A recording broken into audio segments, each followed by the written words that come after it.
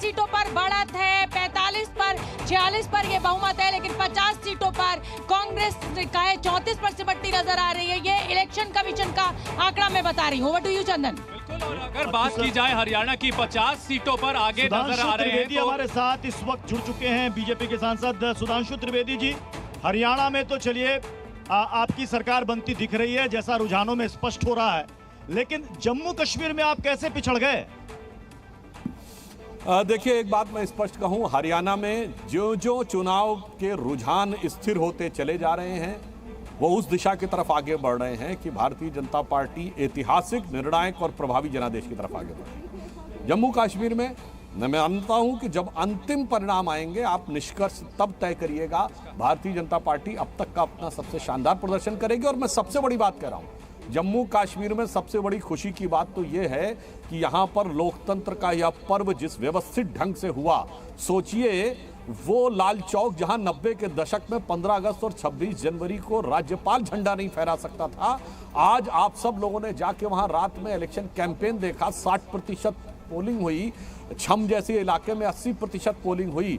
मुझे लगता है कि कम से कम लोकतंत्र की जीवंतता के लिए मोदी जी को साधुवाद देना चाहिए, बधाई देनी चाहिए। सुधांशु जी, आप कह रहे हैं कि जम्मू कश्मीर के नतीजों के लिए हमें पूरा इंतजार करना पड़ेगा। सुधांशु जी, सुधांशु जी, आप कह रहे हैं ना कि जम्मू कश्मीर के नतीजों के लिए थोड़ा वेट करना पड़ेगा। सेम यही बात कांग्रेस कह रही है हरियाणा के लिए कि थोड़ा इंतजार कीजिए, ये रुझान पलट जाएंगे। मैंने तो, आपने मेरा शायद पहला वाक्य गौर से नहीं सुना, मैंने क्या बोला? हरियाणा के रुझान उत्तरोत्तर जिस दिशा में स्थिर होते चले जा रहे हैं, यानी gradually they are consolidating in that direction, उसके आधार पर हम आश्वस्त हैं कि हमें निर्णायक जनादेश मिलेगा। और मैं दूसरी बात यह कहना चाहता हूं कि जम्मू कश्मीर में अगर मोदी जी को इस लोकतंत्र के पर्व के लिए बधाई देनी चाहिए तो कम से कम उन लोगों को माफी मांगनी चाहिए अगर उनको लग रहा है कि वो कश्मीर में आगे हैं, जो जाके विदेश में कहते थे कि भारत में लोकतंत्र खत्म हो गया। मुझे लगता है चुनावी नफे नुकसान के आधार पर देश को बदनाम करने की राजनीति नहीं। सुधांशु त्रिवेदी, जिस समय हवा चल रही थी, कांग्रेस ये दावा कर रही थी कि आंधी चल रही है कांग्रेस की, 60 सीटों का, 65 सीटों का दावा कर रही थी, ऐसा बीजेपी ने कौन सी जादू की छड़ी घुमाई कि ये तस्वीर पलट गई? जो जीत का दावा जहां तक स्थिर हो रहे हैं आंकड़े आप कर रहे हैं, और ऐसा क्या मास्टर स्ट्रोक रहा हरियाणा में? क्योंकि एंटी इनकम्बेंसी आपके विरुद्ध जा रही थी, किसानों का गुस्सा आपके विरुद्ध जा रहा था, पहलवानों का, जवानों का, अग्निवीर का मुद्दा उठाया गया। ऐसी कौन सी जादू की छड़ी चलाई? क्या नायब सैनी को मुख्यमंत्री बनाना मास्टर स्ट्रोक साबित हुआ, जैसे कि गुजरात में सीएम बदलना और उत्तराखंड में हुआ? देखिए, जो लोग हवा चलने की बात कर रहे थे वो धरती पर न जाकर कमरे में बैठ के एसी की हवा के आधार पर कह रहे थे कि हवा बदल रही है। फैक्चुअल स्टेट ये था कि वो यथार्थ पे न होके 99 के नशे में थे।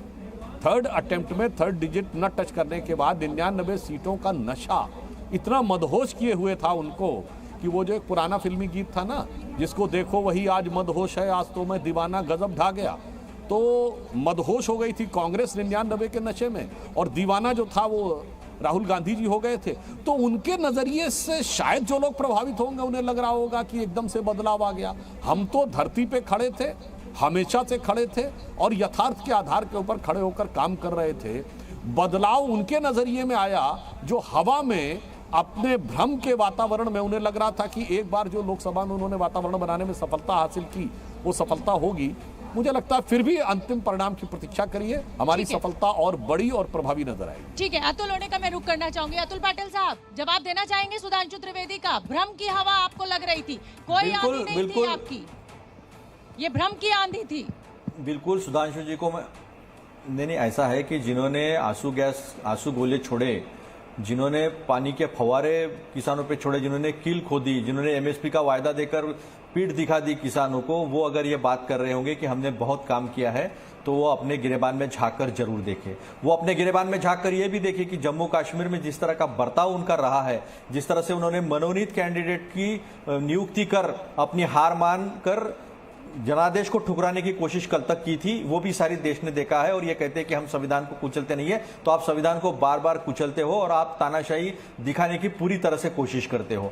मैं आज भी अभी भी कह रहा हूं, मैं अभी भी 26 सीटें जो है वो कभी कांटे की टक्कर में है। ये बायलैटरल कंटेस्ट है और इस बायलैटरल कंटेस्ट में देखना कांग्रेस ही आखिर में आपको हरियाणा में सरकार बनाते हुए दिखाई देगी। लेकिन मैं जरूर ये बात कहूंगा, जम्मू कश्मीर की नाराजगी का आपने जिक्र किया।